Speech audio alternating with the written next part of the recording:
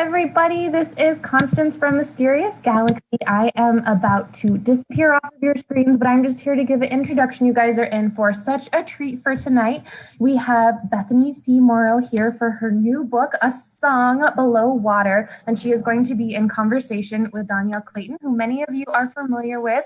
We read her book, The Bells, for our Wide Book Club. You guys are in absolutely amazing hands, and I'll see you guys at the end of the event. Bye! Yay!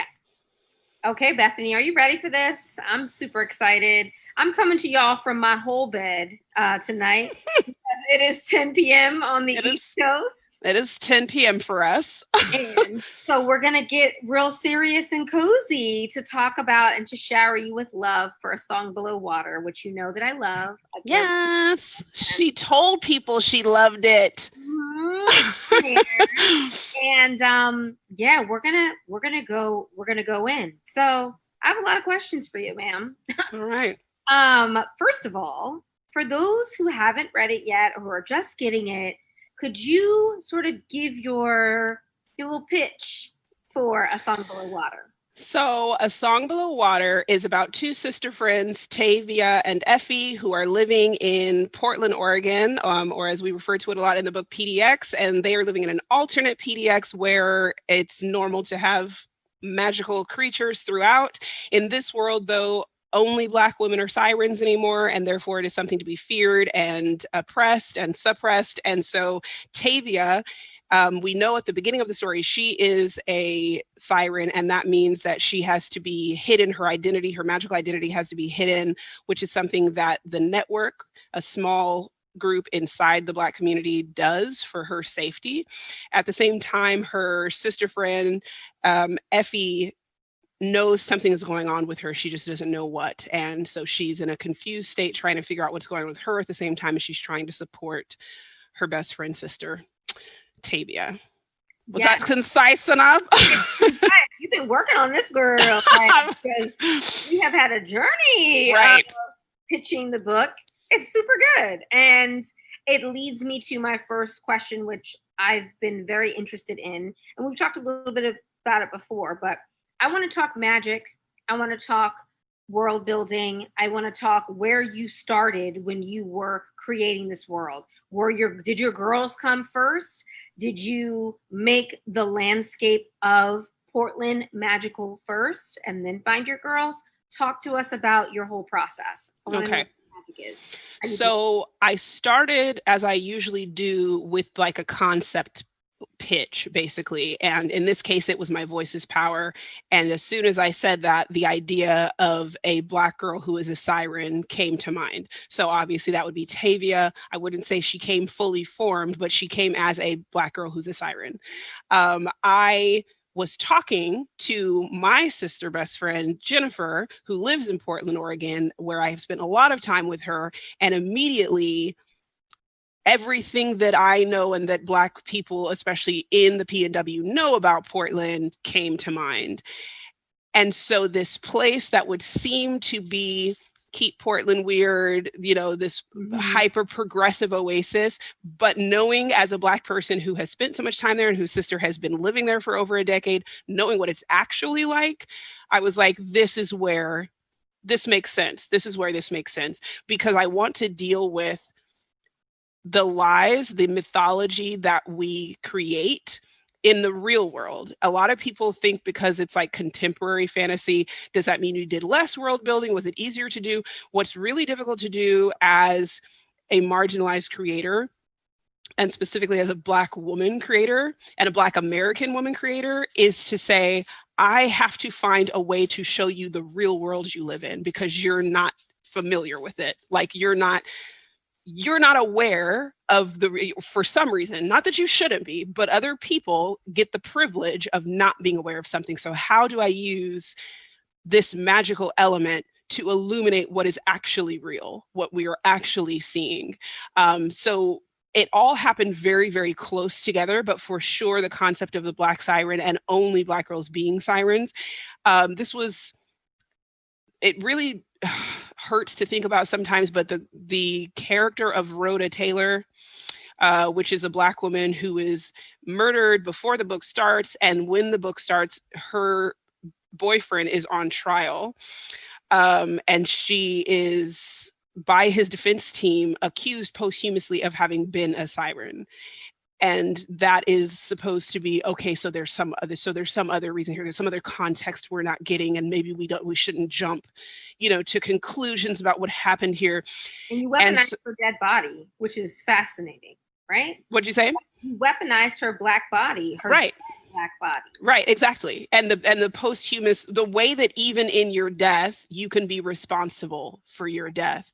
But obviously what I was not expecting was for, when the book to come out, Breonna Taylor to be a Black woman who had just been killed in her home. And so the fact that this woman in my book was Rhoda Taylor was, I've had to say this before, I didn't intend for this book to be a timely, current, prescient sort of, I intended for this to be a reflection on a recent past that had been so upsetting to Black women, especially. It's a say her name book. Specifically, it's about the way that Black women get erased and then depended on in the same movement. And so to have it come out when it came out and have that be happening in real time, and we're watching it, and we're watching this Black woman's story get sort of pushed under and obviously still not have justice, was like... It's scary. It's literally scary to think about, but about what you're digging into in this novel, all of the layers, and then we're watching it. Right. In real time. Right. And that was never...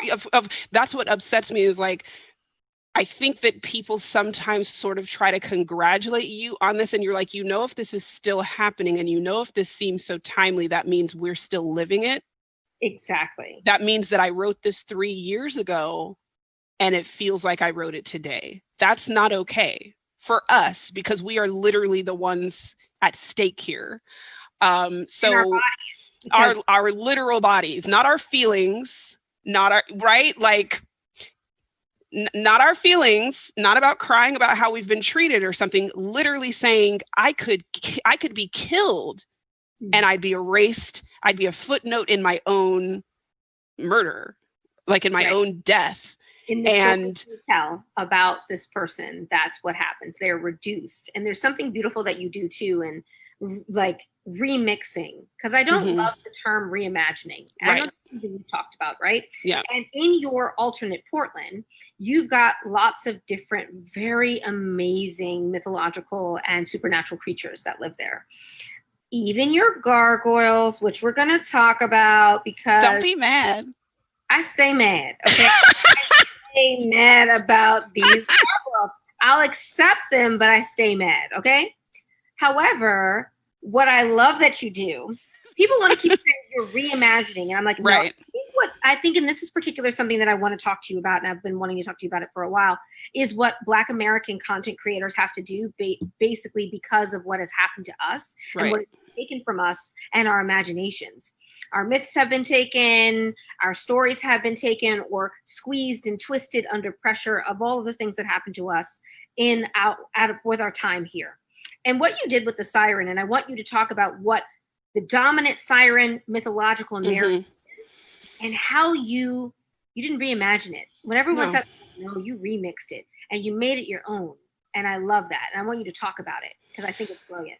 So exactly what you're saying, not just about the cultures and the stories and the heritage that was stolen and divorced from us because of enslavement, but even something I saw being tweeted about today, I think I retweeted it, was somebody talking about our charismatic leaders and the danger of us having to depend so much on the charismatic leader, and how they become charismatic means they have to have sort of been accepted into the public media, the public imagination, to even be in that position, which means they can't really be for us, or at least their work will get sanitized and taken from us in order to keep that sort of charismatic leadership position. Even when you think about Rosa Parks and how, as Black kids, we're taught the reality. This was intentional. She was an advocate. She had been an advocate, but America has reduced her to, she got tired. She was tired one day.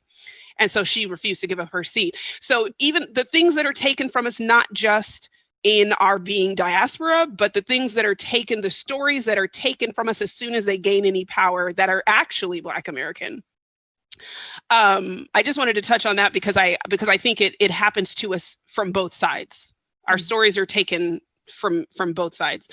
But so with sirens, of course, the sirens that we all know, and particularly, let's say from the Odyssey or something, are these very sort of sexualized women, sometimes bird-like, sometimes mermaid-like, whose sole purpose, honestly, is to lure men at sea to their death.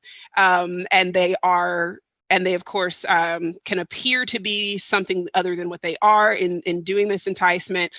And despite that, and despite the fact that they're always, at least in my understanding, like they're always seen as a malicious, malevolent, they're still seen as almost the height of femininity, of alluring, of there's something still, it's very sexual, it's very romanticized. And I'm like, to make it land walking Black women is not to reimagine it. To me, it's to take the real life experience of being a Black woman and say, this is closer to the truth. As far as I'm concerned, this is the voice that I see spark change, drive change, lead cultural change. And therefore, to see her identity and her persona and her power, be depended on and erased at the same time, that's a very, very specific experience. That is very, very specific to Black women. And so I made it in this world where only Black women could be, because nobody has a problem with exclusions when we're the ones being excluded. But one of the things that I did experience, of course, was, well, why can't everyone? And it's in, the funny thing is, that sentiment is in the book. There are people in the book who say this, and who basically just say, well, we're just going to adopt this. We're just all going to say, speak siren. Well, it doesn't give you that power. It doesn't mean that you have had that impact. That impact comes from a defiance and a self-awareness and a conviction that you haven't had to have if you aren't in this demographic. And there's another part in the book where we talk about if you see us dance or laugh or win or whatever, it's not because the oppression stopped. It's because we did it anyway. Right. It's right. So I wanted to take the mythology out of it and bring it into reality. This is the reality that I see. I see Black women having a significant impact culturally, politically, just socially, and then I see them attacked. And then I see them erased, and then I see them reduced. So it's not a question of people not knowing we have power. That's the biggest thing. This book is not about people finding out they have power. We're talking about the reality of the world, which is we have power. That's why this is happening. This is why you respond to us the way that you do. And yes, you gaslight us and try to say that we don't, but we know better. Right. We know this power exists. So it wasn't like here's the power majority in terms of here are the people who really have all of the say. This is, you have to actively, intentionally, violently come against us in order to suppress this power. And that's what's happening. And I wanted to show that in this magical identity. And what's great is that most content creators, the way we learn how to create magic and to create worlds is we sort of paint the roses red, right? You could have easily taken. I love when you say that, by the way. I've heard you say that before, and I'm like, that's perfect. That's exact. It's the only way I can get people to understand, like, tissue paper thin diversity is by saying painting the roses red, because we remember Alice in Wonderland and the Queen of Hearts making all of the pages go through her garden and paint red over the white rose. And I feel like if someone wants to write a story and just paint a Black siren or paint a Black mermaid or a Black witch, sometimes they literally just use the same iconography, right, same DNA right, of a culture, and they don't translate it into right. But I think as they can't translate it, we're seeing this conversation happening constantly. Who can and can't. And Tracy Dion tweeted a thread today that I am sure I retweeted. If you've noticed, I'm going to talk a lot about Twitter. So if you're not following us on Twitter, you're missing a lot of conversation. I just exactly immediately. She was talking about what we really mean when we say we are fluent. The entire education, if you want to talk quantitative, if you want to talk something you can put down on paper, my entire education relied on me adopting, identifying, interacting with, translating, like all of it, of finding the illusions, spotting the themes, stating the motifs, doing compare and contrast, academically having to engage with white dominant narratives, with white centered narratives in everything that we did, but especially if you just look at English language arts or whatever. And particularly I was in programs that were very, very reading and writing intensive. Mm-hmm. So literally I would not have been able to graduate from IB if I couldn't say, okay, let's talk about Ethan Frome. Let's talk about this very New England Edith Wharton brand of storytelling and characterization. Okay, let's compare and contrast that with something like The Great Gatsby, or let's talk about The Once and Future King, or let's go into super duper deep detail. I mean, like actually taking a page out of a book and having to completely mark it up and do an on-the-spot essay where I'm breaking down what's happening in that. I've been graded on my ability to read and understand you and identify what you're saying and identify what you're doing. Have you? Right. Can you say that? Can you say the same? Can you say that you have studied and shown yourself approved, to be very biblical about this? Like, can you say that you've actually ever been tested on that? Of course not. There was no Black canon that other people knew about. I always tell people growing up Black in America is like having a hidden curriculum that you realize no matter where you meet other Black people in the United States, you're going to have a lot of overlap. Because if Crooklyn wasn't your favorite movie as a kid, if Eve's Bayou wasn't your favorite, if you didn't read all of the stuff that my dad had printed out copies and like stapled copies of Raisin in the Sun. So when I was a kid, me and my siblings would literally just like play out a Raisin in the Sun just at any given time. I had no idea that wasn't the most famous play on earth. Like that, because that was my at-home curriculum. I thought that that's what everybody did. So it's like we have been doing this bilingual fluency the entire time. If you come and just try to write a Black woman onto the page and, as you say, paint the roses red, you wouldn't even know where to begin. You don't know what you don't know. And then all you do is create the same thing and just give them skin color that isn't bone deep. It doesn't narrow. And it is deeper than the color of our skin dictated the way we were treated and dictated our social class. So of course it's more than skin deep. There is an entire experience. There is an entire designation socially to it. And people have asked, how did you maintain any levity or any joy or anything in A Song Below Water? Dealing with, number one, we don't reduce our stories down to the moment that there's some tension. So while the outside world might do that and be like, oh, okay, this is a story about police brutality. Well, no, there's one or two scenes. That doesn't make a whole book. There's so much joy. There's so much joy, but it's because they are in community. Right. They're in community together. I always say Black women with Black women saves lives. Like, give me Black women to be around, to ensconce around me, to come back and get my rest and my rejuvenation. And then I do have the bandwidth. Then I do have the strength to put up with and deal with and fight the things we have to fight.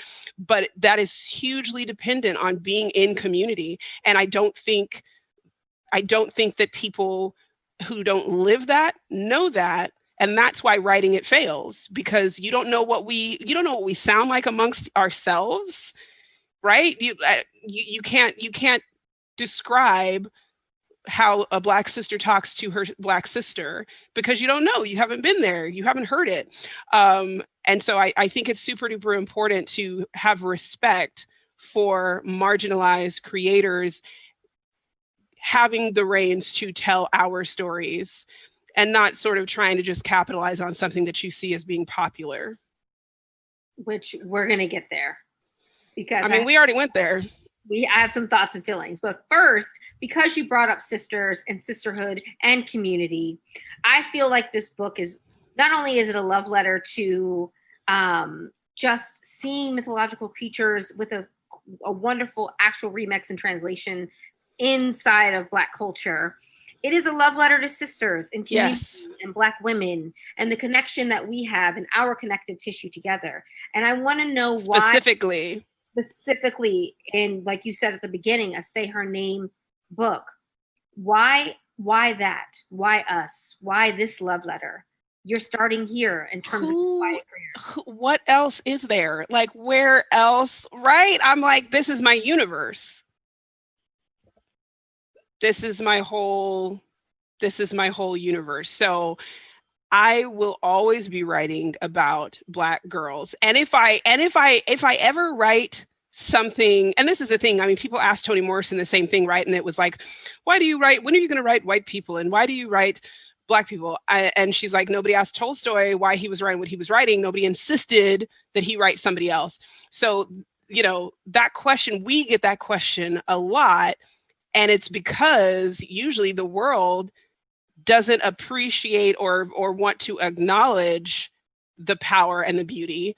And so it's like, why would you do this instead of doing this other thing? And I'm like, there's a rich world here that is life-giving, that is healing, that's transformative, that's powerful.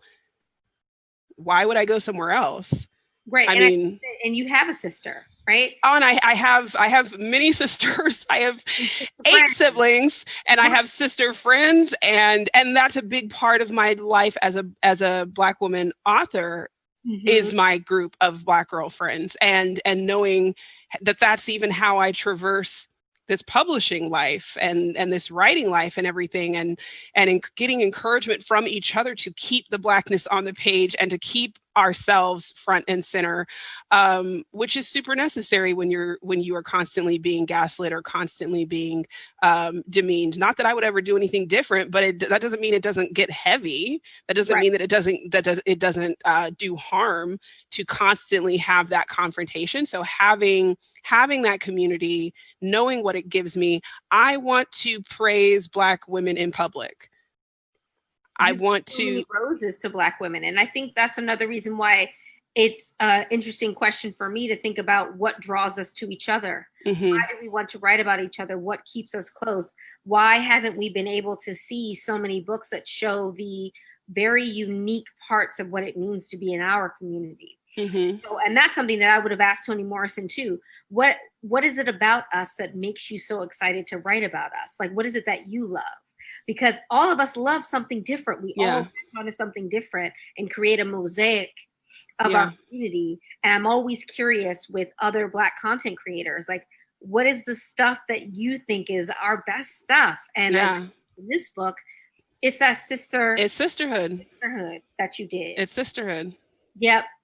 And you nailed it, because there's so much love there. And it's so interesting because I got to use your book in order to deal with one of my editors who was bothering me about a relationship that I have in a book that I'm working with. It's a sister friends.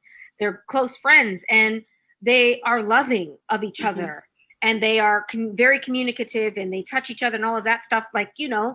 And I was like, well, we are affectionate. Morrows, A Song for the Water, the two girls, there's no, you know what I mean? They're real close. And nobody is saying that they are homoerotic, which is who uses that term in the year of our Lord 2020. But homoerotic, or like have any kind of sexual energy. And it's like, or queer baiting or something where it's, there is that, literally that affection. I feel like Black women would probably be like the least hugged, or like the least we get people trying to pet our hair. So you almost have to create a bubble around you because of the ways that people try to invade your space, but it's not a loving relationship. And I talk about that specifically in A Song Below Water, where she's like, if anybody else was touching my hair right now, right, it would be like the claws are coming out. But because it's Tavia, I can rest because of who this is. This is a loving touch. And I feel like the reason that I have never known, this is me personally, I have never known Black sister friends who are not physically affectionate. Same. I'm sorry. I don't even know what that would look like or why. So it's like we genuinely, because we can trust it, right? I mean, let's not even go all the way into the sexual violence that has been done to Black women in this country. That was literally a form of terror, specifically sexual violence against Black women. And there's another thing that was recently on the timeline that was just heartbreaking about a young activist and the violence that came at her from inside of her community. And it's like, there are so many ways for us to be harmed and hurt. And it almost sometimes seems like the world is trying extra hard to do it from every angle. I mean, the first time I saw you, what did you do? Jumped up, came around a table to hug me. People must have thought we had been hanging out for years offline. That was literally the first time we ever saw each other. I know, but I was so happy to see you. Look, that's like your first instinct, right? When I met Latrice, when I met Tracy, when I met Karen, the first thing you do is love up on each other. And it's a safe place for that love and affection that a lot of times coming from other people, you have a whole historical reason to be like, oh.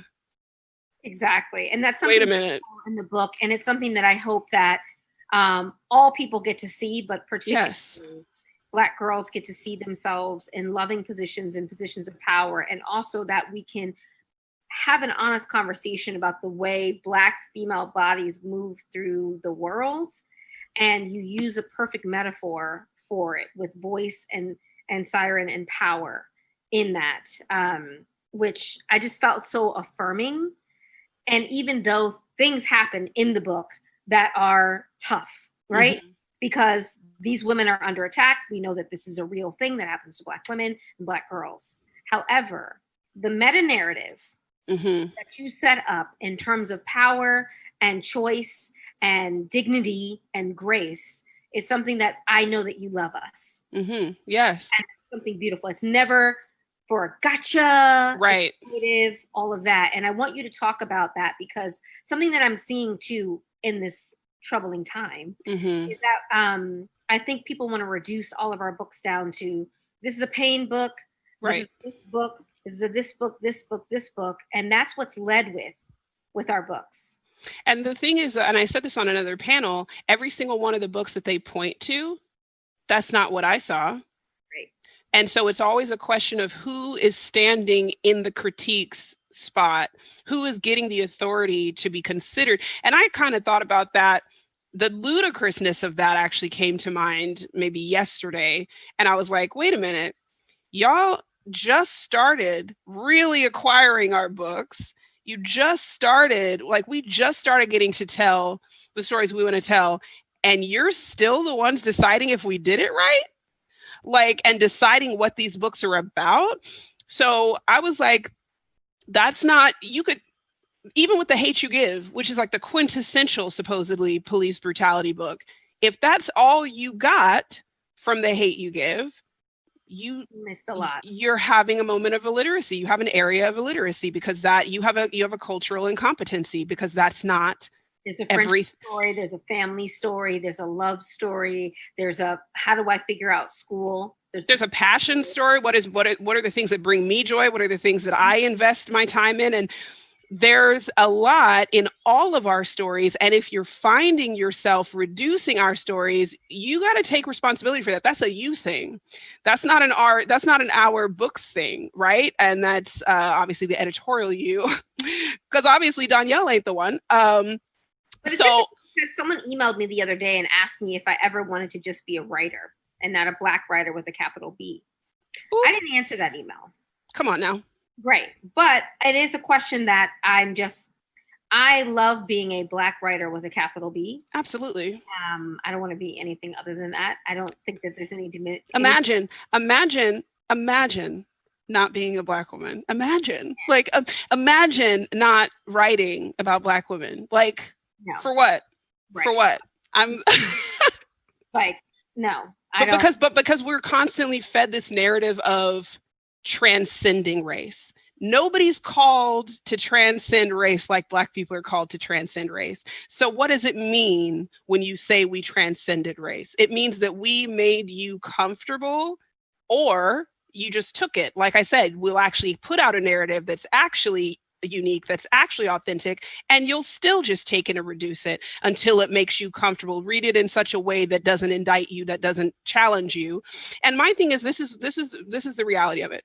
If you're part of the power majority, and especially if you want to be anti-racist, and especially if you want to be contributing to this hopefully historic moment of transition and change and revolution, you have to understand and accept that to read from the perspective, an authentic perspective of someone who's intentionally oppressed will feel like an indictment to you, because you are a part of the demographic that is actively, intentionally exacting this. And it's on a systemic level. It's not an interpersonal thing. So it doesn't matter what your interpersonal relationships with people are. It matters that you get to walk in this space of power and freedom, and they don't. So if you read my work and it's really authentic and it's really from me, you're going to have to reckon with what is being done to me in this country and in this world. So that's another reason I have a problem with the way that, and that's why I tweeted before my book came out about, here are some ways that your illiteracy can harm Black creators. Right. If you don't know these things, and you've never even considered these things, that the reading might be difficult for you, because this is stuff that was kept from you too. These are narratives and perspectives and truths that are intentionally suppressed. It's not by mistake, right? So you have not had the privilege of our true company and of our true expression. And so there's going to be some confusion there. But don't ask me to put footnotes in my book. Right, or to translate, or to Don't ask me to translate it, because that means you're not looking to become fluent. You're looking for me to give something up, and I'm not going to do that. That is an actual request that I have gotten. And it's interesting because I wondered, and I've been wondering this about a lot of, especially the Black American books coming out that are fantastical or have fantasy elements.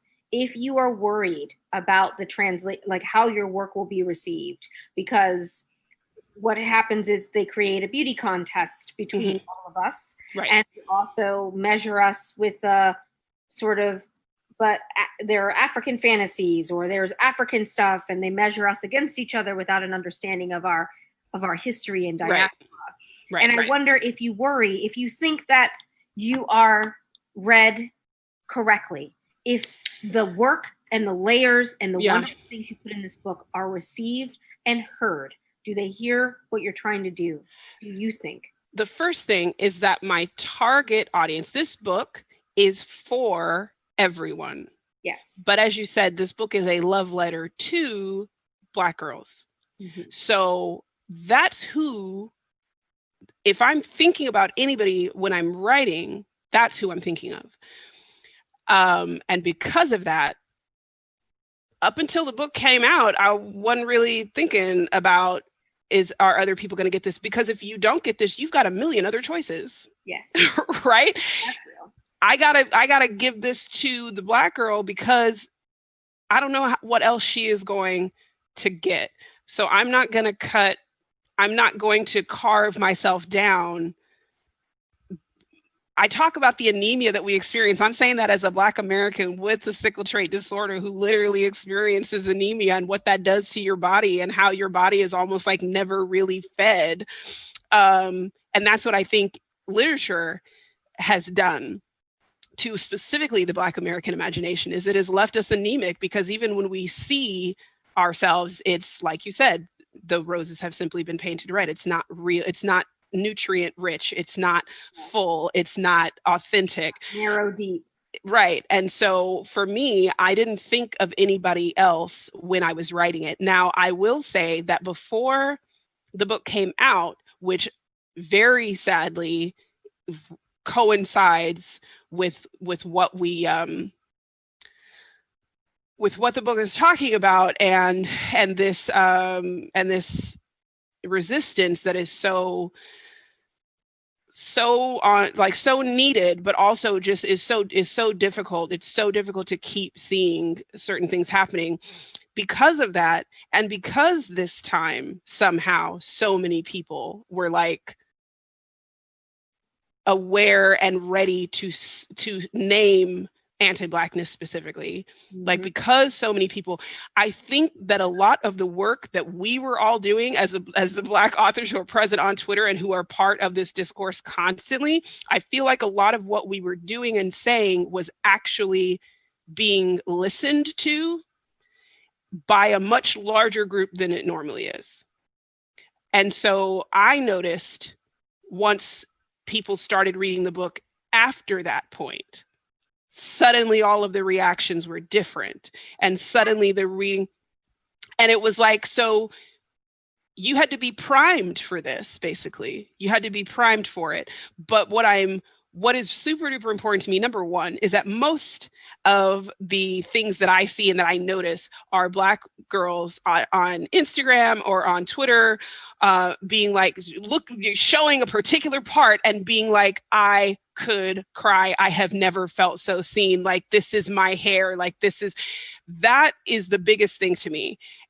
And behind that, I do appreciate, I've gotten a couple of messages from white readers that have literally been like, I don't understand where I've been. Like, reading this right now, and this being contemporary fantasy, and living in the world that I'm living in right now, and the fact that means that you had to have written this before this. And I take it on good faith and really genuinely believe with many of these messages that they are genuinely like, this is an indictment, and I feel it, because how did I not know this? And I'm like, and that's on you. The work you do after that is on you, right? But I really, really appreciate that people were primed. People were seemingly primed to receive and understand what I am saying and who I am talking to. That reception to receive is super important, because I don't think that people are always ready to receive the things we write and the things we have to say, and we have to bend ourselves into shapes in order to make sure that our stories are palatable, which is a word I hate. Nope. But what's interesting too is to think about just in general, how many things you've layered into this book.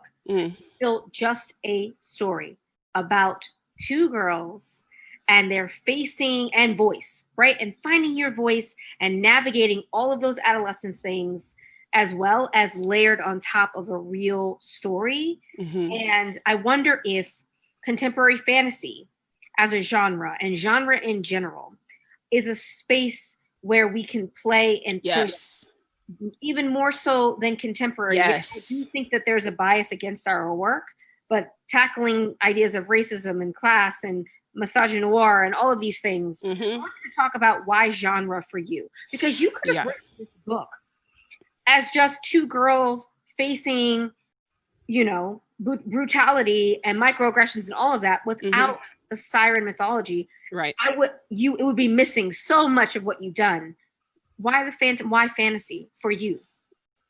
I love this question because I think this is so important, and it is so important in order to understand the completely revolutionary writing of Black American SFF authors who have come before us, who are not considered literary canon because it's genre. And it's a really easy way to very, very summarily and quickly reduce or exclude work that you know is powerful. What science fiction and fantasy allows you to do, and again, if you've heard me say this on another podcast, you just get to hear it again because it's true. And I hope this is like the quote that sticks with me for like the rest of my career. It alleviates and it elevates. Okay, so science fiction and fantasy allows me to elevate a truth that the world pretends not to see. It gives me a layer on top of reality to bring to your attention, to hyper focus on something that is real. It alleviates a certain burden for the Black reader, which is, like I said, my target audience, because this is real. This is stuff that you've experienced. This is stuff you know. And I want to be able to acknowledge and honor that without pressing down on the wound. I think that's something you've said before to me, is applying pressure to wounds. It alleviates that because there is that layer right on the top that's a buffer. And so for me, especially in this pandemic period, I've really only gotten through, I think at this point now, 2 books, just because of all of the pressure in terms of reading. Like I've really only been able to read 2 books to completion. And there's so many books I want to read, and there's so many books I'll start reading, but the bandwidth is not there. Yes. Like the distraction, the corona distraction, and then the reality of what we're watching happen to our people is real. And so the books that I've been able to read are P. Djeli Clark's Ring Shout, which is a speculative novella that's going to come out from Tor.com. And yes, okay. Listen, these books are they speak directly to where you are, to what you're experiencing, to what your identity is. And then they give you power, and they give you magic, and they give you something that allows you to, like I said, alleviate that weight of that reality. And I think that's super duper important. And when people dismiss SFF specifically from marginalized people, they're erasing where I would say so much of our important and powerful work is. Even with Toni Morrison, if you look at Beloved, it's a ghost story. It's genre.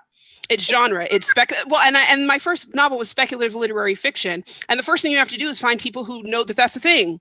But I'm like, that's very, very common in the Black storytelling tradition. So it's powerful, and I really take exception to anybody reducing SFF specifically among Black American writers, because you know that that's where we go to say some really powerful stuff.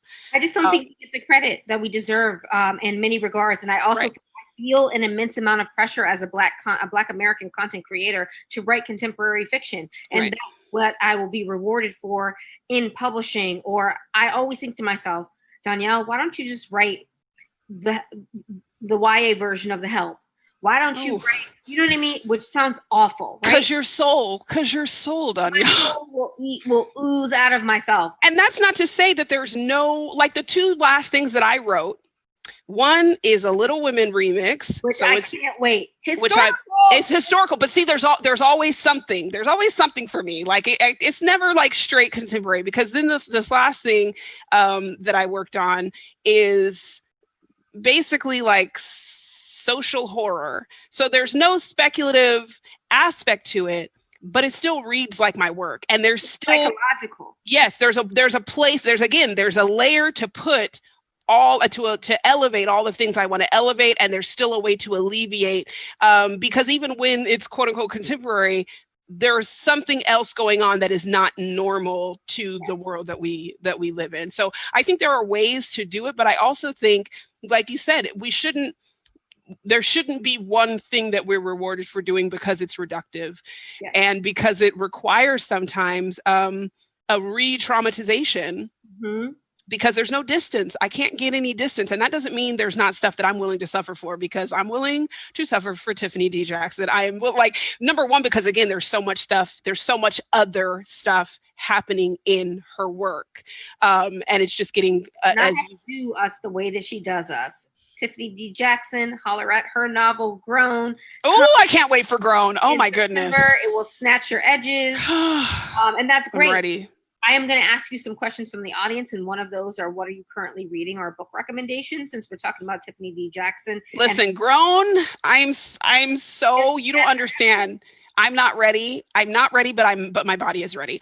So you're gonna cuss her out. When do you know the date?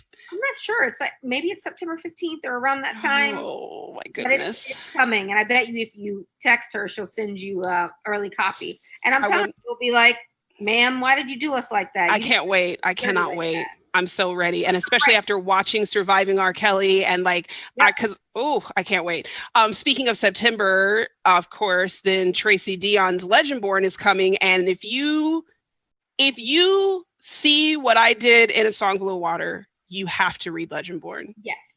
You have to read Legendborn, because the layers that she is working with, the nuance that she is working with. Also working in contemporary fantasy. Again, contemporary fantasy is so... and I do think that Black American fantasy writers can really, really, really dominate this space of contemporary storytelling, because I think it's a unique place for us to really talk about the intersection of culture and the real world and magic and myth. And even be telling something about our heritage through the way we talk about magic. Exactly. And what our magic looks like. And for A Song Below Water, I completely decentered any sort of Eurocentric idea of power structures even within magic. But there's also, we don't all think of magic the same way. There's no rules to this magic. There's no like, okay, well, let me sit you down and tell you how this works if you're a local, and what this means and what you can do. And what this is a social capital. This is a political capital. This is what magic really looks like in the real world. And so I think Black American contemporary fantasy really, we can interrogate that sort of Eurocentric ideology of power and magic, but it's not necessarily what we are actually doing. Right. And I think that you can learn a lot about Black American history, heritage, and storytelling from reading Black American contemporary fantasy. Any other ones? Gosh, there are actually a ton of books. Get on the Nightmare Verse by L.L. McKinney. Because there will be a third book coming. So get yourself right. Starting with A Blade So Black. What? A Blade So Black, A Dream So Dark, and then A Crown So Cursed. A Crown So Cursed. I love it. Mm-hmm. Yes. So there's a lot of work. Everybody knows at this point that if you haven't read Riot Baby by Tochi Onyebuchi, that you have to do it. Like it gave me something that was even hard to put into words. That was even hard to put into words. It's revolution. I mean, I was like, all right, okay, let's go. I'm ready. I currently always want to fight him. Okay, always on site. Okay, a couple of questions for you. Yes. It's the big one. We're about to get busy with this one. Okay, what advice would you have for non-Black writers who want to promote diversity and have it in their books without misrepresenting it? Okay, so this actually a really easy answer for me. Number one, step away from your laptop. Because I'm not even kidding, because your first step isn't writing it. That's a complete offense. Like I said, we've been raised on this. We are fluent in this. We've been tested on this. We've been graded on this. So my question is, how much Black content have you consumed? Yeah. Right? So if you've ever, I don't know if anybody was in the same programs as me and Tavia, but we had to do an IB, something called a pastiche, which is where you have to write in the style and voice of the original writer. You write a new scene into something. And if you want to know how ambitious or how defiant young Bethany C. Morrow was, I believe my pastiche was adding a scene to an Iago scene to Othello. I know you did it. I remember my teacher being like, Shakespeare, Bethany? And I was like, yes, ma'am. Yes, ma'am. So my biggest thing, and that's not shade. And the problem is that it sounds to people like shade. That's what's really the problem, is it sounds like shade. It's not. It is literally saying, before you go to writing and before you go to potentially being monetarily rewarded for this, how much of the world did you ingest? How much of our work did you ingest? What TV shows do you watch that center and that have Black writers' rooms? Do you watch Insecure? Like, especially if you're writing contemporary right now, and you're writing and you want to have Black women in it. And the first thing is, I will always say, your POV character should not be a Black person, period. If you're not Black, your POV character, your main character, shouldn't be Black. Should there be Black people in your world? I mean, I would hope so. Like, you live on Earth, right? So of course there should be. We're here. But the point is, you don't have to tell our story for us to be present. Like, you don't have to. It's boring. I have to have an all-white cast if I'm. And that's the thing, is there's this false dichotomy, and it doesn't exist. So you do not have to write from our perspective to include us in your world. But before you get to that place of writing, how much time, how devoted have you been to not doing harm and to learn and to properly represent us? So I, again, would ask, what are you watching? What are you reading? What are you ingesting? And how long? It's not a question of, okay, I went and read a Toni Morrison book. Okay, well, there are contemporary Black Americans writing. Yeah. Right? So are you just reading our past tense? Are you just reading our historical? And these are legendaries, of course, and it's foundational for us. But that would be like me saying I read James Joyce, so now I'm gonna, like, that would be completely ridiculous. I can't even use that as a comp, y'all. So let's make sure that we're honoring and acknowledging people who are literally working and gracing us with this work today, and be consuming it on a regular basis. It shouldn't be your treat. It should be a part of your steady diet. And I don't trust you if you didn't do that. That is. Well, I won't. And you can't be mad at. I mean, you can be mad at that, but then I'm going to change nothing. It's just facts. It's literally what is. If you have an issue with that, you have to ask, what is the reason you want to do this? Right. And I think that you can promote diversity in so many different ways. You can buy books by diverse authors, you can boost them, you can make sure you're book talking them, you're spreading the word, and you can write. When you get asked on panels, looking at the panel, who else is on this panel? Am I seeing inclusion, and am I requiring inclusion in my spaces?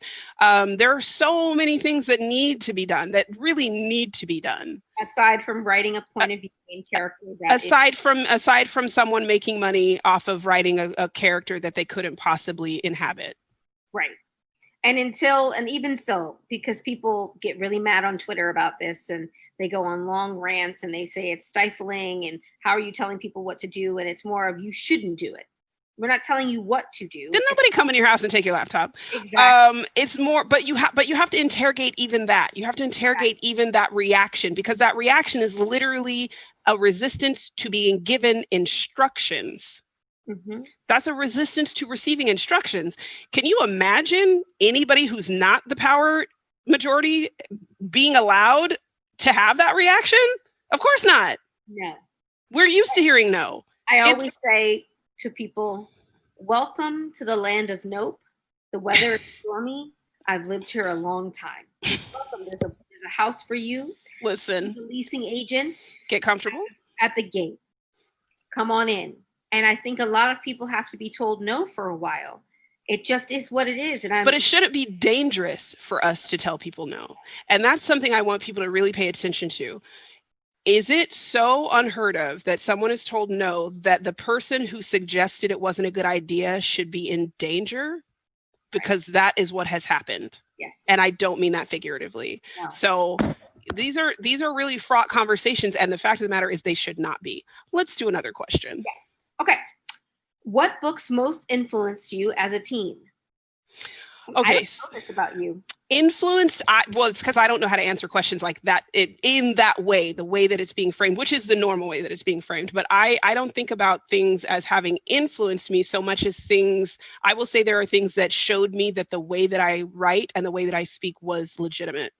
And Toni Morrison was that for me. I read her first in high school, and I started at Beloved. And especially as somebody who writes speculative literary, that Beloved, babe. It was on my curriculum, and it was wonderful. I actually found out that this teacher recently passed, and I was shocked to my core. He was actually my youngest teacher. And I remember when we read Beloved, and he started leading, and I mean, IB was intense, okay? But he started IB as well. Listen, was spiteful, right? Ooh, yes. And as soon as we started talking, and I started talking, he literally asked me the next day, after class that day, would you like to just have the floor to talk about this book tomorrow? And I liked it because he didn't put me on the spot, because how do you know how I'm gonna feel as the only Black girl in this class? But he gave me the option, and me being me, I was like, absolutely, yes, I do. Yes, 100%, absolutely. And it was wonderful because he was like, there's no way that the rest of the class heard everything you heard, period. And they're going to be asked to interrogate and engage with this material in a way that they're not prepared to do. And I just think it would be useful. And I loved it. I absolutely loved it. So would you say, so Toni was able to give you this idea? Toni affirmed me. Affirmed you. She affirmed me, absolutely. Because it was like, because people would be like, oh, you just talk like this because you've always been in private school, or and I was like, you have no idea what my journals sound like. I can get colloquial with you real quick in person, but if you look at my journals and the way that I speak to myself, lyricism is like medicine to me. Like it gives me something. The melody of language is so important to me. Emotional. I'll never forget the image of the tree on the back. Choke cherry. Choke cherry tree. In my life will I ever forget it. It shows up in all of my work in some form because I can't forget it. It haunts me. A writer for me that influenced me, that I think if I said the reason why I wanted to be a writer once I figured it out, is Nella Larson. When I read Passing, I was like, oh my God. Oh my God. Only because it was so hauntingly complex emotionally for me in terms of these characters. I thought, I keep thinking about this book for years and years and years later. And it's interesting to think about what influences you, even as a teen or as when you're developing your imagination, being tentpole things that sort of anchor you into language and world and story. That I find fascinating. Morrison was that for me too. Yeah. Also, Laura Neale Hurston. I remember, what's really funny is also when I was in high school is when maybe I was in junior high when it actually came out, but Terry McMillan and Waiting to Exhale. And what I loved about this, because I was on a steady diet. By the time I read Terry McMillan, I was on a steady diet of reading everything Toni Morrison had ever written. So I went back to The Bluest Eye, and then went to jazz, and went to Sula, and went to Tar Baby and Song of Solomon, and just devoured all of them. And I loved it. And it was the very, highbrow, like literary fiction that I was used to reading and encountering in IB. And then my dad got on a Terry McMillan kick because Waiting to Exhale came out, and he had bought all of Terry McMillan's books. And I remember when and again, of course, it was about Black sisterhood. Yep. So then I was like, well, I want to read that book. And then I saw in our house that he had all the rest of them. And I tore through the rest of Terry McMillan's work. And I was like, we could do whatever we want. Right? Because it's almost like people will try to demean other genres or other genres of fiction or, and act like it's not. And I'm like, but we shouldn't have to choose. Right. You can have both. I should have both. And so when I read that, and these had been published long before I ever heard about them, I was so happy. I would say Toni Morrison is like, her voice is like my home, but I was so happy to get to read Terry McMillan and to know that this woman had all of these published books before I ever knew who she was. And they all centered a Black woman. And sometimes it was a romance, and sometimes it focused on, there was Mama, which I remember being my favorite by Terry McMillan. It had family dynamics, it had girlfriends, it had scandalous, sort of behavior and stuff, but it would all, but it was Black women in all of these different scenarios and all these different characterizations. And that was super duper important to me, that it wasn't even what I consider my home, but it was so necessary. It was so important that she was doing something else. And she gave us a model for different lanes, that there's room for all of the types of stories that we want to tell. Mm-hmm. That's something that I think is beautiful, and something that I need affirmed to me, that there isn't one way to be a writer, and to be a female writer interrogating these types of topics, and that I can choose. I can be versatile. Right. That my community has space for me to do that, because we've made space for other Black writers to be able to do the same. Mm-hmm. And I think it's a wonderful gift that we've given each other. And I hope we can continue to give each other space to create all kinds of things and celebrate each other. And that's why I was so glad I got to celebrate you tonight.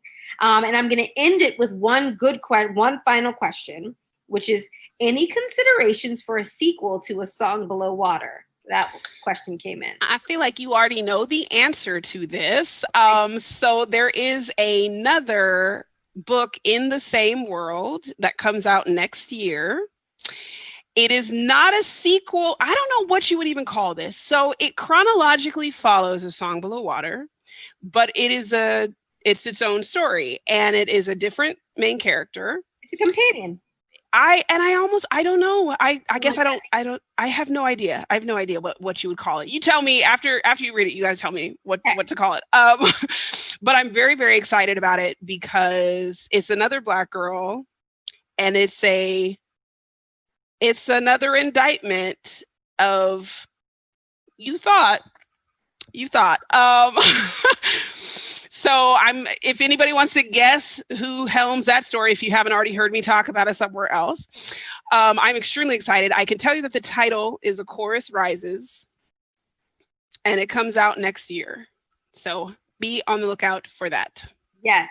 And thank you so much for joining us tonight. Thank you so much for coming to, I always feel like we're just having our normal talks and watching. Yes. And that's how I like my Bethany C. Morrow event to go, where I'm like, I'm just having dinner, or I'm just chilling with my girl, and we get to talk about books and all of this stuff, because I'm just so glad that you're here and that we're writing, and we're going to do this and continue to put out books, and that I get to read your work, because I love your work. And I think blurb my work. Absolutely. Every single time. And you have the best covers in the game out here. Look. I'm in love. I am in love. And yes. So yay. And Constance is back. Hello, everybody. I could listen to you guys talk literally for hours. Like, nothing but love in the comment section for the two of you, and no one wants it to end. So I'm definitely going to send you the link, because there's so much love. I think you need to see all the love. Okay.